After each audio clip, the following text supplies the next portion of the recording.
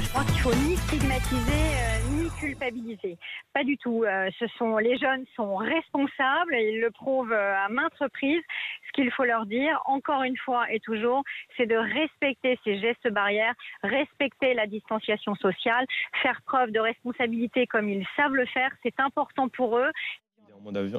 Ça, c'est une nouvelle secrétaire d'État qui dit donc attention les jeunes. Olivier Véran en appelle également à la vigilance de ces jeunes quant au respect des mesures barrières face à l'augmentation du nombre de cas. Lors des campagnes de dépistage massif, on remarque, dit le ministre de la Santé, que les patients sont jeunes, plus jeunes que lors de la précédente vague. Est-ce grave, finalement? Faut-il montrer du doigt les jeunes? Didier Giraud.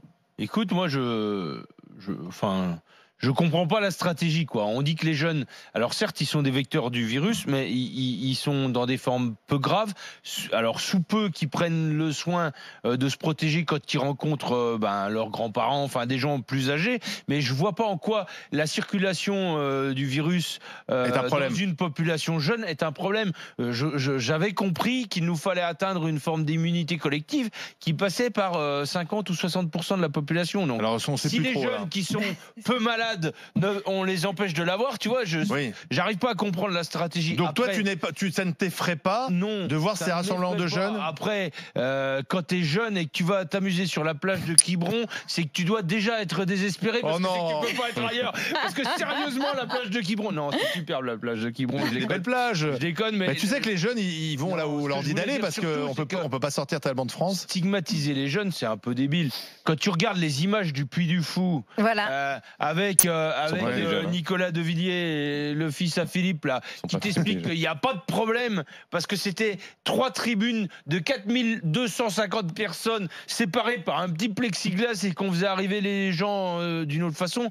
Il n'y avait pas que des jeunes, là. Alors ils ont revu un peu les choses. Moi, ce que je veux dire, c'est qu'à un moment donné, il y a des gens qui jouent pas le jeu, il y a des gens, on ferme les boîtes de nuit. Donc arrêtons d'emmerder les jeunes. J'arrive pas à comprendre la stratégie globale. On fait du confetti, du patchwork là, on règle un petit problème là, on ferme une plage, on machine, mais il n'y a pas de stratégie globale, c'est ça qui me gêne. Marianne Soubré, les jeunes responsables du retour du virus. C'est vrai que c'est extrêmement difficile à comprendre. Déjà, il y a effectivement des gens qui devraient avoir honte de faire ce qu'ils ont fait, et particulièrement le Puy du Fou, disons-le. Le Puy du Fou. Ils ont rectifié le tir. Non mais rectifier ou pas rectifier, ce qu'ils ont fait était illégal. Je veux dire, rassemblement de pas plus de 5000 personnes. Oui, et qu'est-ce qu'ils font? Ils étaient 12 000. Des petits groupes, tous au même endroit, et puis ils disent j'ai mis un plexiglas, donc en fait c'était moins de 5000. Oui, alors qu'au Stade de France, ils étaient 5000 dans un stade de 80. Au Puy du Fou, ils se foutent de la gueule du monde totalement. Donc on va pas venir donner des leçons non plus à 3 jeunes sur une plage quand tu vois à quel point le Puy du Fou, il se fout de la gueule du monde. C'est pas parce qu'il y avait un problème Puy du Fou qu'on peut pas se poser la question sur le comportement des jeunes. Il faut quand même en parler. Il faut quand même parler de ces gens quand même qui ne respectent pas la loi. Ensuite, si tu veux, ma fille, par exemple, elle est partie, elle était à Osgore. Qu'est-ce qu'ils faisaient le soir parce que les boîtes sont fermées, etc. Tu vas sur les plages. Tous les gamins, je dis gamins, mais bon, ils sont majeurs, mais ils vont sur les plages. Et c'est assez logique qu'il y ait des rassemblements de jeunes sur les plages. Et puis, effectivement, Didier parle d'immunité collective. On ne sait même plus si c'est vrai ou pas. C'est-à-dire qu'on nous a dit il y aura une immunité collective. Aujourd'hui, on nous dit non, mais finalement, c'est pas plus de 1 mois ou 2 d'anticorps. A priori, après, il y aurait plus d'immunité collective. Donc, on est tous pris dans des injonctions contradictoires. Et je comprends que ça soit difficile, en fait. Alors moi, je ne vais pas stigmatiser les jeunes particulièrement. Je crois qu'il faut qu'on s'en tienne à des règles un peu simples, tous. Que ce soit les jeunes ou les vieux. C'est règles universelles. Voilà. Oui, mais ces règles pourquoi on ferme les boîtes, mais un bar branché qui met pareil, de la musique, mais oui, mais absolument. Mais ces règles sont pas toujours respectées de gestes barrières. On ferme les boîtes. Mon fils, il est allé faire une soirée sur un parking, sur le parking de la boîte en fait. La boîte elle est fermée et ils sont bien DJ et ils ont fait le truc. C'est pareil en fait. Si, c'est à ciel ouvert, c'est peut-être moins dangereux que dans la boîte. Ouais, mais enfin, tu sais, franchement, c'est bizarre tout ça. Ils avaient des masques en faisant la fête? Non. Mais bien sûr que non. Bah, voilà. Mais bien sûr que non. Et donc la distanciation, quand tu fais une fête, forcément, elle n'est pas Mais respectée. regarde, t'as vu les images à Saint-Tropez, autour de la piscine, etc. C'est une plage où c'est Niki Bar ou je sais pas quoi. Comment ça s'appelle le truc à Saint-Tropez? Niki Bar. Non, ça s'appelle. Je sais pas. Oui, j'ai vu les images. Je sais pas où c'était. Oui, ils étaient tous sur là. Ils étaient 12 000. Là où ils étaient, c'était plus du fou dans la piscine, quoi. C'est ça. Donc, mais si tu veux, moi, je ne sais plus ce qu'il faut qu'on fasse.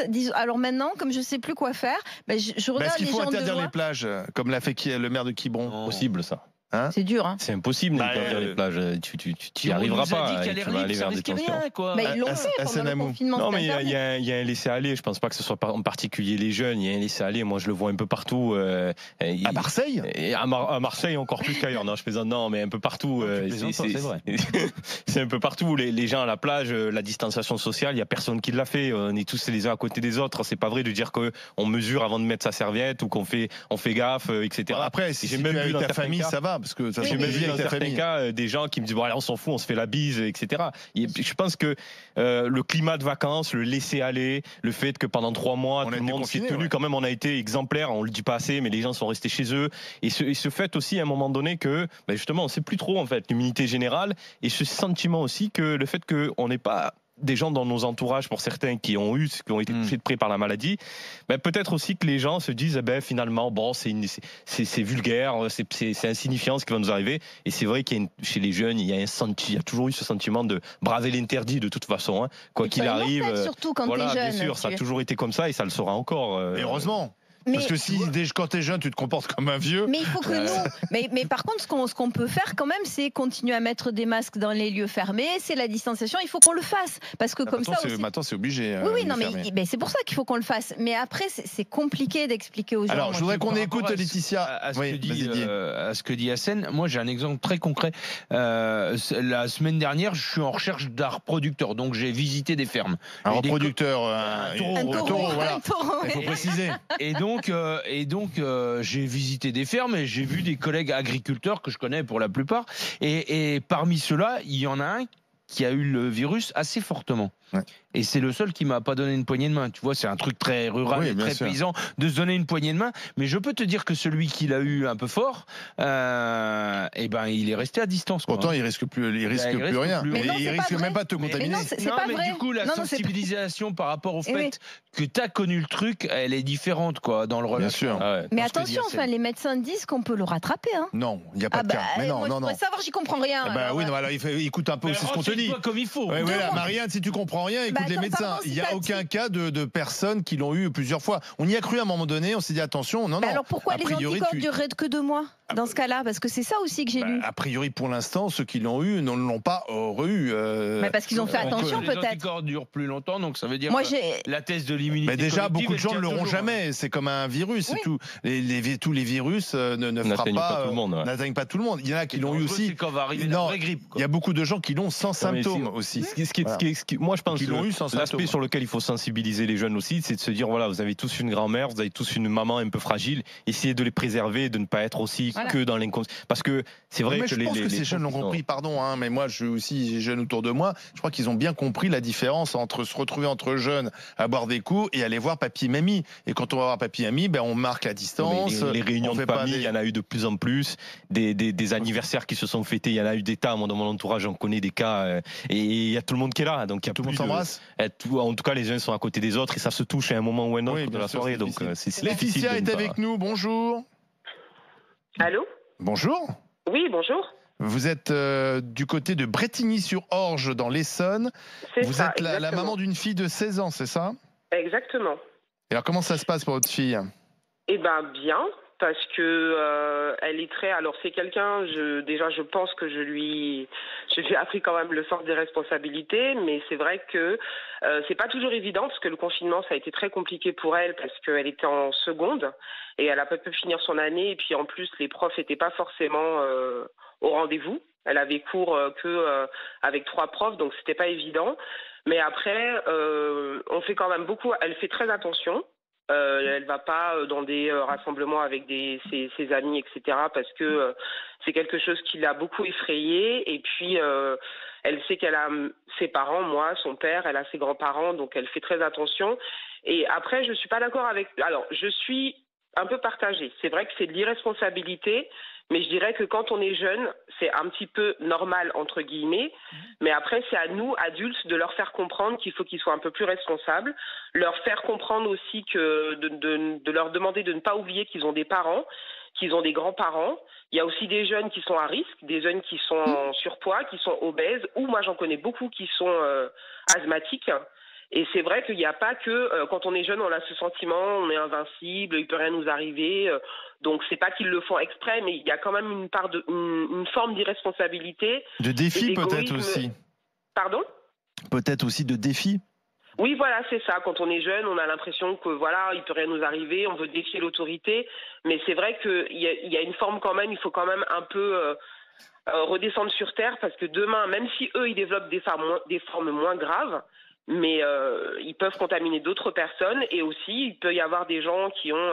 moi, je connais des jeunes qui sont adolescents, qui ont des problèmes d'asthme, qui ont d'autres problèmes. Et eux doivent faire attention. Laetitia, vous trouvez que la mesure... ceux qui sont en bonne santé. Donc, quelque part, il y a aussi une forme d'égoïsme et d'irresponsabilité. Moi, je trouve qu'il faut penser à tout le monde, il ne faut pas penser qu'à soi. Et il faut aussi penser au fait qu'on est des parents, qu'on est des grands-parents, qu'on est des oncles, qu'on est des tantes et qu'on est des cousins et cousines aussi qui sont plus vieux. Donc, il faut aussi... Du coup, Laetitia, voilà. Vous pensez que la mesure du maire de Quiberon qui consiste à fermer les plages le soir aux jeunes est une bonne mesure ? Pas du tout. Et Laetitia, pas du tout. Parce qu'il faut quand même les jeunes, il faut quand même qu'ils se regroupent quelque part. C'est Parce ça. que dans la oui. mesure où les boîtes de nuit, je suis pas contre les rassemblements des jeunes.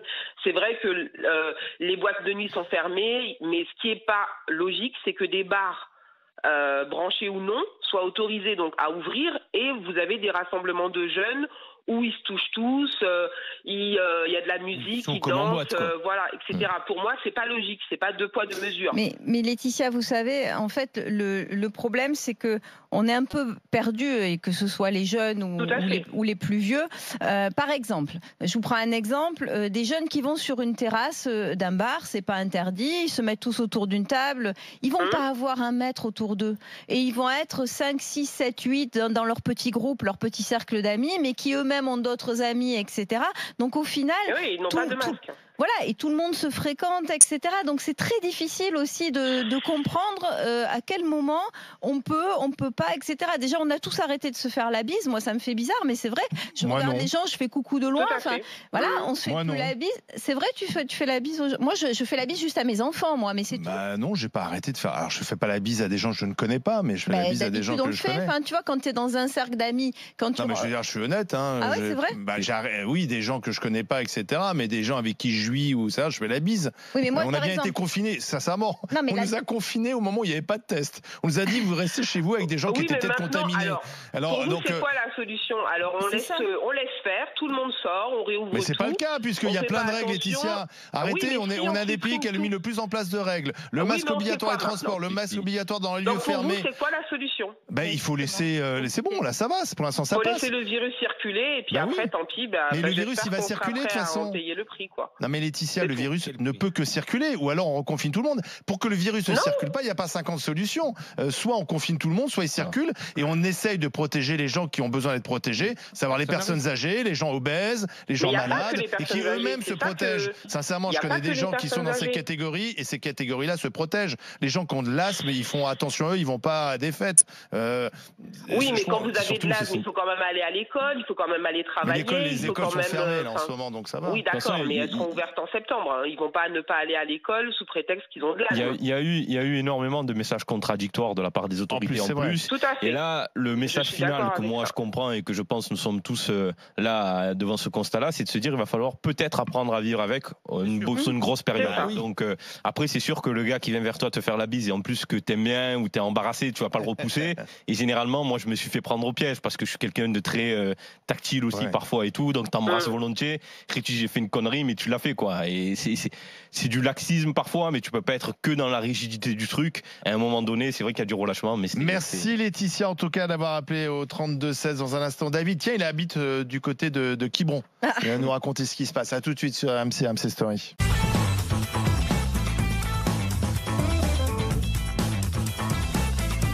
Les grandes gueules sur RMC Story avec Didier Giraud, avec Marianne Soubré et avec Hassen Amou. Nous parlons de ces jeunes qui sont montrés du doigt, qui seraient finalement responsables de la circulation du virus. À Quiberon, on a décidé de fermer les plages le soir car 41 jeunes ont été contaminés. On est avec David au 32-16. Bonjour David. Bonjour. Vous êtes proche de Quiberon, vous pouvez nous raconter ce qui se passe ? Tout à fait. Après, raconter, on va dire, grosso modo, c'est surtout, là, comme vous dites dans le sujet, vous pointez les jeunes du doigt, quoi. Les jeunes sont pointés du doigt en général. Comme disait Marianne tout à l'heure, voilà, il y a des regroupements, oui, de jeunes. C'est pas non plus 100, 200 personnes. C'est des bandes de copains qui sont, on va dire, 10, 15, qui, pour les trois quarts que je connaisse, portent le masque plus ou moins mal, on va dire, comme tout le monde, parce que souvent, on a le masque. Les trois quarts des gens que je croise dans la rue, ils ont le masque sous le nez. C'est vrai. Et puis c'est le masque qu'on utilise pendant une semaine. Voilà, exactement. C'est le masque et encore voilà à quoi ça sert, voire plus quoi. Donc à Quiberon, déjà l'histoire du maire qui veut fermer les plages à partir de 21h, je trouve ça d'une stupidité parce que comme le disait tout à l'heure l'intervenant, c'est en plein air. Donc alors on nous véhicule plein de messages. Alors à l'air libre, c'est mieux. Faut nous remettre après en intérieur, tout ça. Et à un moment donné, faut savoir. Soit on interdit tous les regroupements. C'est ça. Mais dans ce cas-là, il y a eu un souci. Moi, c'est pareil. Proche de chez moi ce week-end, il y a eu un troc et puce. Plus de 1500 entrées. Un marché en plein air. Faut arrêter de me dire, bah oui, masque obligatoire. Mais on voit que ça, masque obligatoire. Et à un moment donné, les gens le portent soit très mal, ou soit ils l'enlèvent. Ça devient du grand n'importe quoi. Peut-être que le maire, il veut se protéger parce que vous savez, il y a des plaintes. Exact, mais c'est surtout ça. Ça fait comme le préfet du Morbihan. Le préfet du Morbihan, à l'époque, pendant le confinement, quand il avait interdit l'alcool fort, c'est une stupidité. Tu vas pas me dire que le mec qui boit du whisky, on lui interdit de boire du whisky ou un Ricard, il va boire des bières et du vin, il sera autant alcoolisé. Alors il avait interdit l'alcool fort et pas les bières ni le vin. Donc à un moment donné, faut être cohérent. Mais je crois que depuis le début du confinement, comme disait Marianne, tout ça, tous vos intervenants, personne n'est au courant de ce virus. On le maîtrise pas. Tout à l'heure, je vous entendais dire, Marianne a dit, bah oui, mais on peut être, comment ça s'appelle, contaminé 2 fois. Voilà. Et vous avez dit non, mais personne le sait en fait. Mais oui, c'est ça. Personne le sait en fait. Parce que on se base sur des dires. Tout à l'heure, vous avez dit oui, les médecins, il y en a qui disent que non, mais franchement. Non, mais parce que David, il faut reconnaître que c'est un nouveau virus, donc c'est normal qu'il y ait encore beaucoup d'incertitudes. Après, il y a des choses qu'on a avancées et qui se sont avérées pour l'instant fausses. Par exemple, effectivement, il y avait le cas, je me souviens, je ne sais plus dans quel pays, d'une personne qui avait dit qu'elle avait attrapé le virus 2 fois. Bon, pour l'instant, il n'y a pas de cas en France, il n'y a pas d'études. Le conseil scientifique ne nous a pas dit attention, on peut attraper 2 fois le virus. Par contre, Olivier, aujourd'hui, alors moi, c'est ce que j'ai lu quand même sur les anticorps, ça serait 2 à 3 mois maximum la durée de vie. Oui, mais ça dépend des médecins. On est d'accord. C'est pas encore validé ça. Ça disent des choses qui sont fausses. Enfin, non, mais voilà, mais lequel mais on a aussi l'exemple des politiques. Enfin, comment aujourd'hui les politiques vont nous dire faites attention, protégez-vous, quand on regarde les images des passations de pouvoir et des résultats des élections. C'est vrai. Oui, enfin, moi, t'attends que le ministre se comporte bien pour bien se comporter dans la vie. Non, mais d'ailleurs, le trop plein d'informations qu'on a donné aux citoyens a fait que ça a gavé tout le monde d'une certaine manière. Les gens ils se sont dit c'est bon, on est saturé d'informations, c'est anxiogène comme climat et tu comprends plus rien en plus à la fin. Donc les gens ils se disent bon, masque ou pas masque. Mais en définition le masque quand même, je pense que le fait de l'avoir, même si bon malheureusement on respecte pas la durée de vie du masque, je pense que ça limite en fait les rejets quand tu discutes entre 2 personnes. Donc quoi qu'il arrive, ça reste quand même l'une des solutions pour protéger le maximum de personnes quand même. Merci David d'avoir appelé au 32-16. On va donner la parole maintenant à Nathalie du côté de Orsay dans l'Essonne, région parisienne, professeure de lettres. Bonjour Nathalie.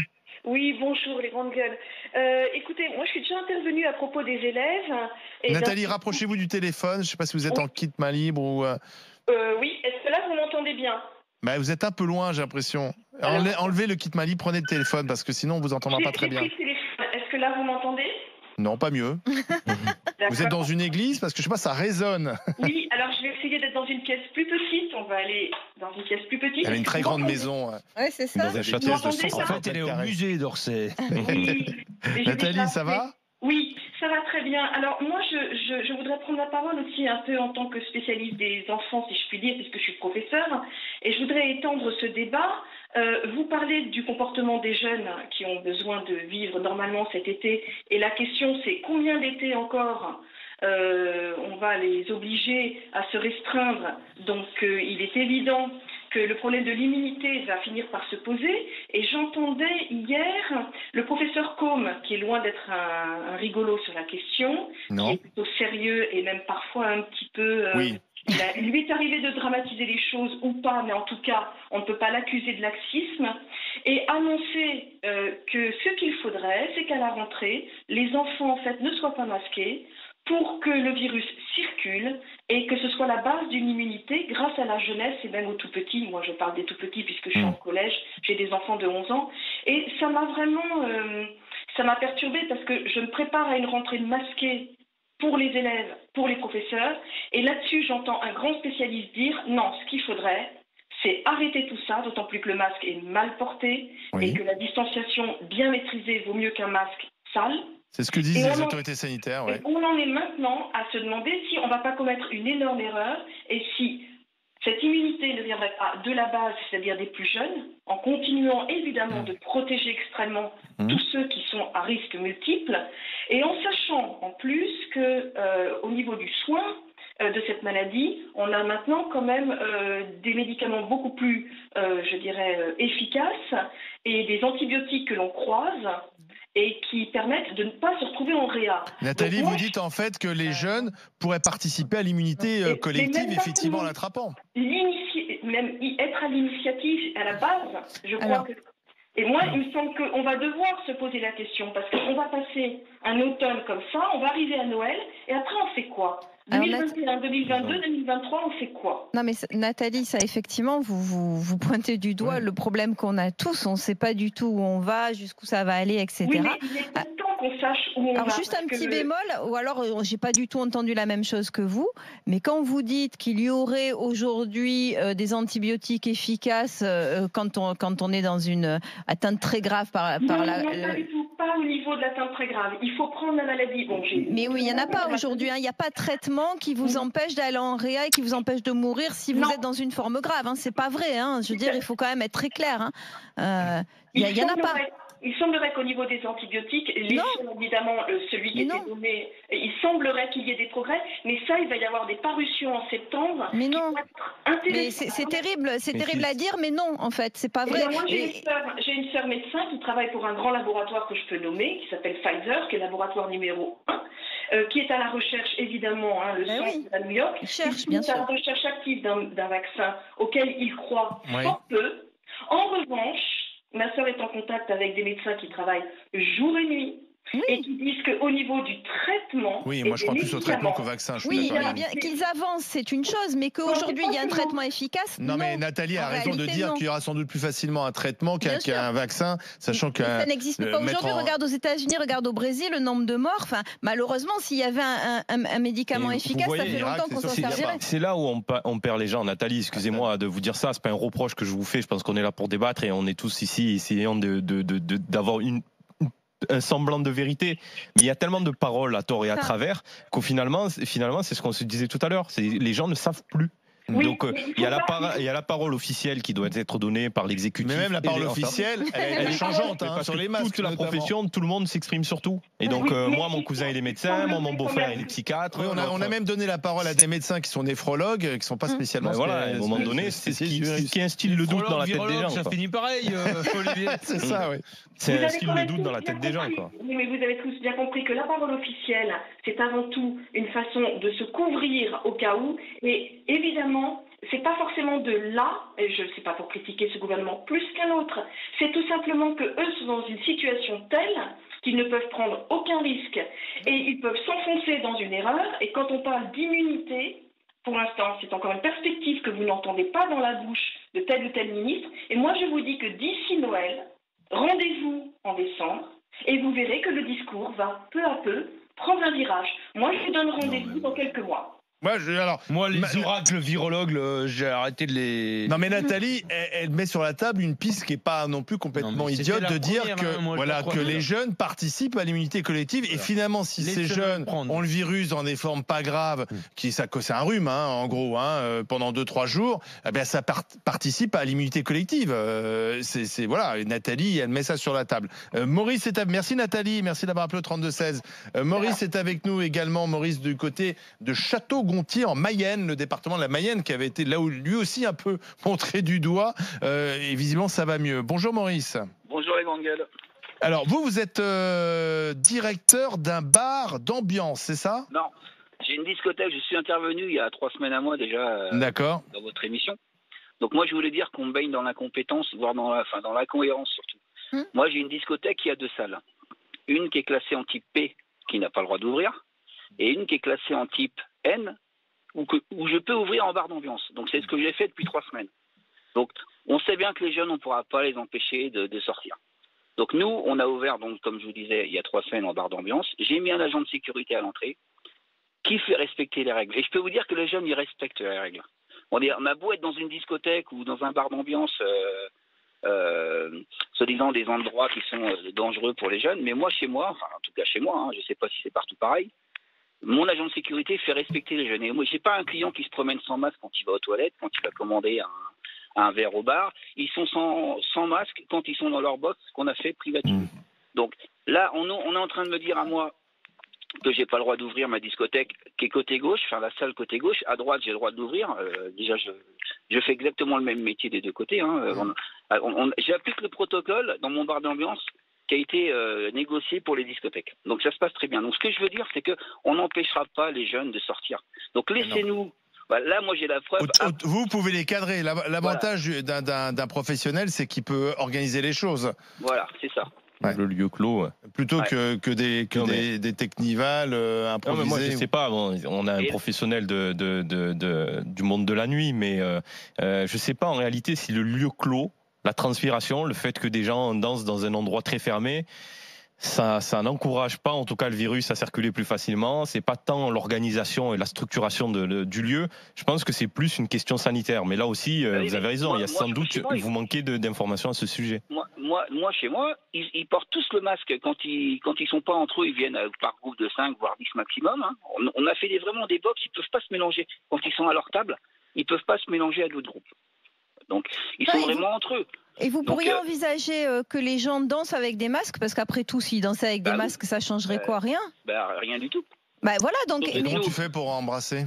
Mais non, mais là, tu sors et tu vas embrasser les gens dehors. Voilà. On peut pas faire des rencontres. Mais non, mais c'est vrai qu'en fait, effectivement, on pourrait tout simplement, votre bar d'ambiance, pour que votre autre salle ouvre avec exactement le même nombre de personnes, ils pourraient, parce qu'ils mettent le masque pour aller jusqu'au bar, donc ils pourraient mettre le masque pour danser, tout simplement. Enfin, je veux dire. Voilà. Et quand je vous dis qu'on est dans l'incohérence, c'est que vous voyez, c'est totalement incohérent. Cet établissement-là, qui fonctionne très bien au niveau sanitaire, je vais devoir le fermer. Parce que non, mais c'est surtout que ce que vous nous décrivez, Maurice, c'est qu'on est dans une surenchère réglementaire, administrative, pour pouvoir faire un peu de business. C'est aussi ça. Bientôt, on va inventer un casque qui distribue de la vaporisation de gel hydroalcoolique à chaque fois que tu te déplaces. Non, mais je sais pas jusqu'où on va, quoi. On a dit au début, les experts ont dit, il faut qu'il y ait de l'immunité collective. Les jeunes ne sont pas une population à risque, laissons-leur prendre le virus et puis au moins il y aura un bout de la population qui transmettra plus, quoi. Merci en tout cas Maurice et bon courage à vous. C'est pas simple pour tous les directeurs de discothèques qui sont les premières victimes quasiment de la crise économique qui frappe aussi le pays. Alors c'était la consultation du jour. Ce retour du virus, les jeunes sont-ils responsables? Vous dites oui à 54% sur rmc.fr et sur Twitter. Même qui était au puits du fou répondre ça. 52,6%, c'est un tout petit peu plus partagé, mais enfin, il y a quand même une majorité de oui sur Twitter.